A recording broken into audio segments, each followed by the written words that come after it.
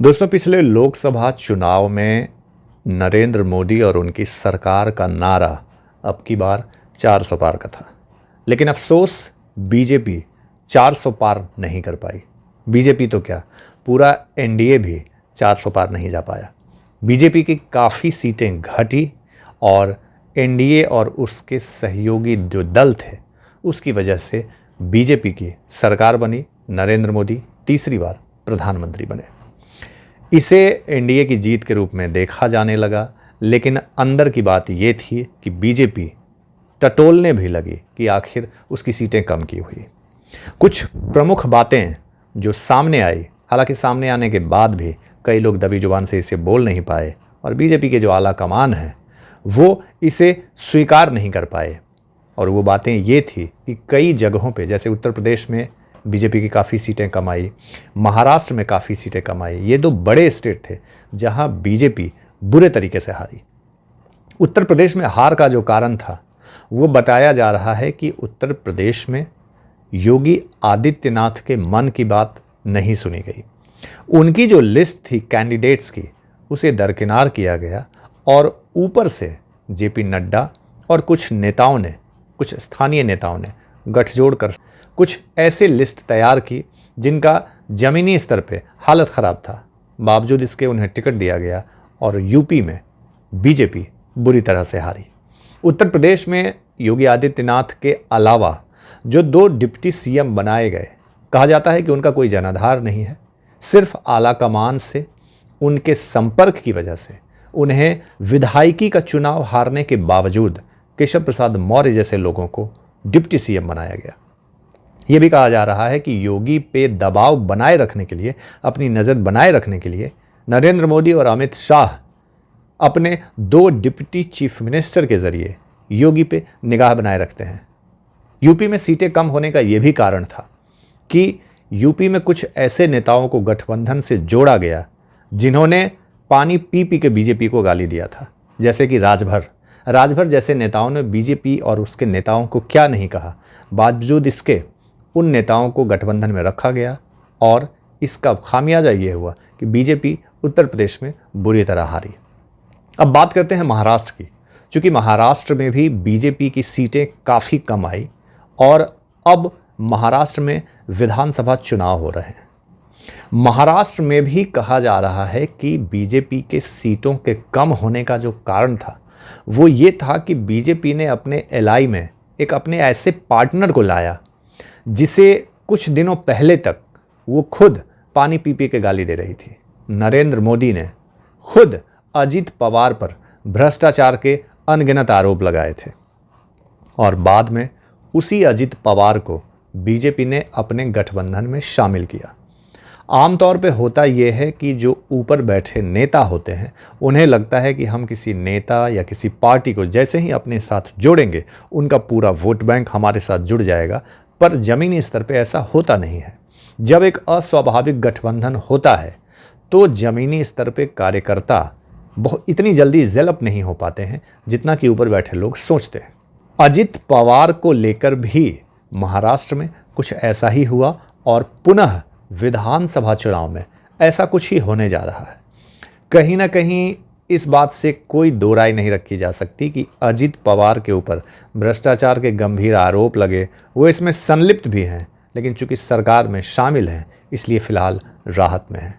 लेकिन इसका खामियाजा बीजेपी को जैसे उत्तर प्रदेश में भुगतना पड़ा, जैसे लोकसभा चुनाव में महाराष्ट्र में भुगतना पड़ा। कहा जा रहा है कि विधानसभा चुनाव में भी महाराष्ट्र में पुनः अजित पवार का साथ बीजेपी को भारी पड़ने वाला है। जहां एक तरफ योगी आदित्यनाथ बटेंगे तो कटेंगे जैसे नारों के साथ हिंदुओं के बीच में लोकप्रिय हो रहे हैं, वहीं उनके एलआई के ही अजित पवार जैसे नेता इस नारे से अपने आप को दरकिनार कर रहे हैं। उनका कहना है कि महाराष्ट्र में ऐसे नारे नहीं चलेंगे, जबकि योगी का कहना है कि ये नारा पूरे हिंदुस्तान के लिए है, हमें एकजुट रहना होगा, तभी हम सेफ रहेंगे, अगर हम बटेंगे तो कटेंगे।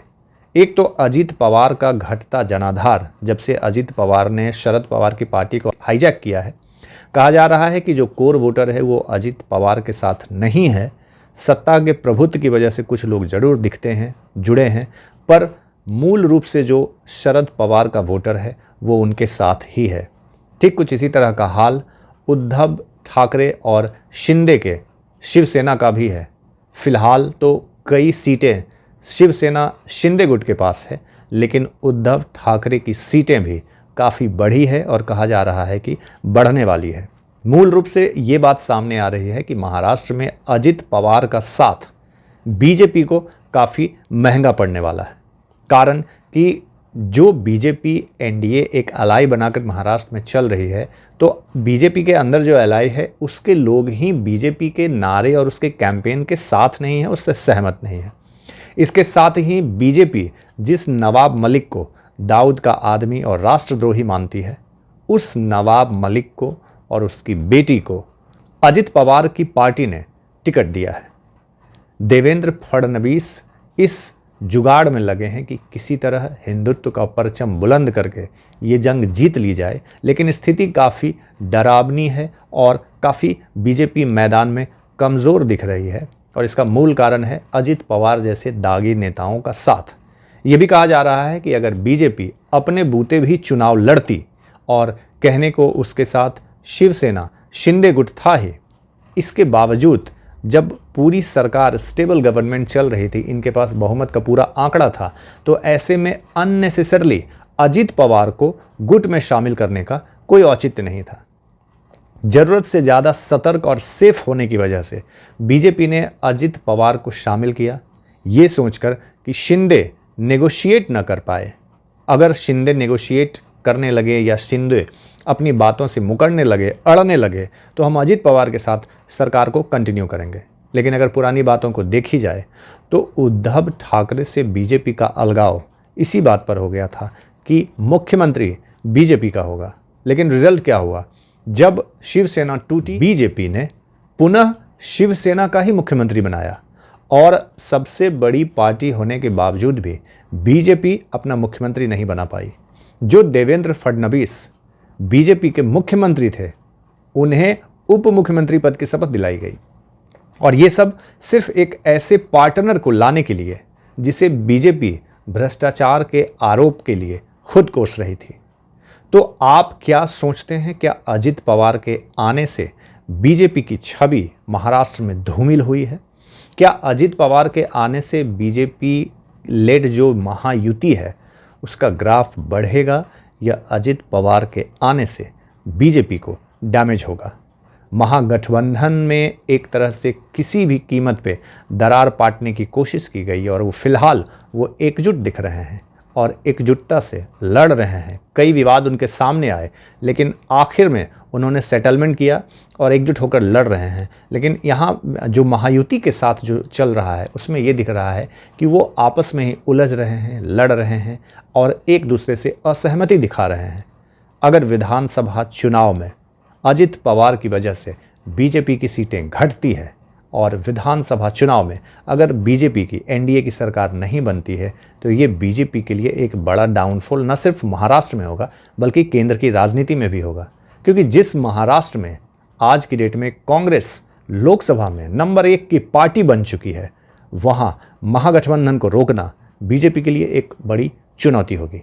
आपकी क्या राय है, मुझे कमेंट करके ज़रूर बताइए, और मुझे ये भी बताइए कि क्या अजित पवार बीजेपी में आने की वजह से, या जब तक बीजेपी में है तभी तक भ्रष्टाचार के आरोपों से बचे हैं? क्या बीजेपी के सरकार नहीं बनने पर बीजेपी अपने आप को अजित पवार से अलग कर लेगी? कमेंट करके मुझे ज़रूर बताइए, आपके कमेंट का इंतज़ार रहेगा। वीडियो पसंद आए तो इसे शेयर कीजिए, लाइक कीजिए, चैनल को सब्सक्राइब करना मत भूलिए, और जल्द ही मिलेंगे अगले एपिसोड में किसी नए टॉपिक, किसी नए घटनाक्रम के साथ आपसे गुफ्तगू करते हुए। तब तक बहुत बहुत धन्यवाद। नमस्कार।